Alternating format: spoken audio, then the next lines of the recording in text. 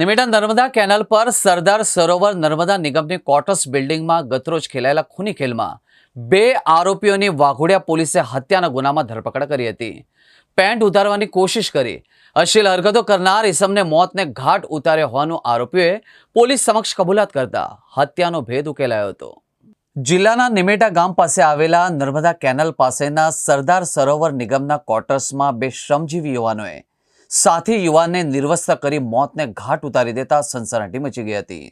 આ ઘટનામાં વાઘોડિયા પોલીસે હત્યારાઓ ફરાર થઈ જાય એ પહેલા જ બંને હત્યારાઓની ધરપકડ કરી કાર્યવાહી હાથ ધરી હતી. નોંધનીય છે કે મોતને ઘાટ ઉતારેલો યુવાન અને હત્યારાઓ વડોદરા કોર્પોરેશનની આજવાથી વડોદરા સુધી નાખવામાં આવી રહેલી પાઇપલાઇનના કોન્ટ્રાક્ટમાં કામ કરે છે. રૂમમાં ખેલાયેલો ખૂની ખેલ બાબતે વાઘોડિયા પોલીસે ઘટનાસ્થળે નિરીક્ષણ કરી જરૂરી પુરાવા એકત્રિત કરી મૃતદેહને જરોદ રેફરલ હોસ્પિટલ ખાતે પેનલ પોસ્ટમોર્ટમ અર્થે મોકલીને સાક્ષીઓની જુબાની અને ફરિયાદીના આધારે આરોપી રાહુલસિંહ રામદેવસિંહ રહે બિહાર અને સદાનંદ રહે ઉત્તર પ્રદેશ નાઓની પોલીસે મોડી રાત્રે ધરપકડ કરી હતી. અશ્લીલ હરકત કરનાર સંજયસિંહના મૃતદેહને નિર્વસ્ત્ર જોતા પોલીસને શંકા છે કે હત્યા પહેલા આરોપીએ મૃતક સાથે સૃષ્ટિ વિરુદ્ધનું કૃત્ય આચર્યું છે કે નહીં તે દિશામાં પણ તપાસ કરવા પોલીસે પેનલ પોસ્ટમોર્ટમ કરાવી ડોક્ટરના રિપોર્ટની રાહ જોવાઈ રહી છે. રિપોર્ટ બાદ વધુ એક રહસ્ય પરથી પડદો ઉચકવાની સંભાવના સાથે ચોંકાવનારી વિગતો સપાટી પર આવી શકે તેમ છે.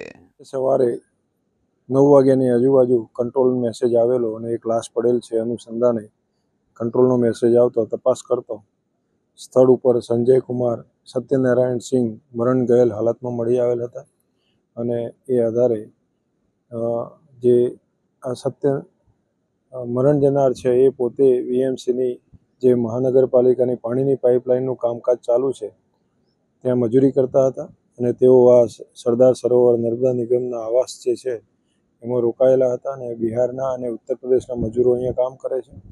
તો એ મજૂરોમાં અંદર ઝઘડો થયેલો હતો અને એ ઝઘડાના કારણે આને માથામાં તવો અને લોખંડની પાઇપ અને સ્કેલ મારી અને મોત નિપજાવેલાની પ્રાથમિક વિગત જણાઈ આવેલ છે. હાલ કોન્ટ્રાક્ટરની ફરિયાદ લઈ અને આગળની કાર્યવાહી હાલ ચાલુમાં છે.